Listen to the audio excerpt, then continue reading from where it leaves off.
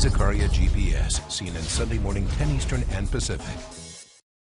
Infrastructure spending, if it were well spent, that's great. I'm all for that. I'd borrow for that, assuming we're not paying Boston big dig kind of prices for the infrastructure.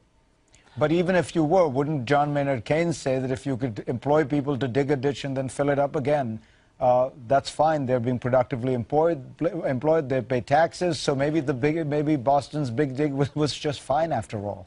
Think about World War II, right? That was actually negative social product spending, and yet it brought us out. I mean, partly because you want to put these things together. If we say, look, we could use some inflation.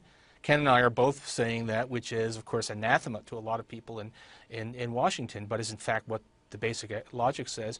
It's very hard to get inflation in a depressed economy, but if you had a program of government spending plus an expansionary policy by the Fed, you could get that. So if you think about using all of these things together, you could accomplish, a great deal. I mean, if we discovered that space aliens were planning to attack, and we needed a massive buildup to counter the space alien threat, and really inflation and budget deficits took secondary place to that, this slump would be over in 18 months.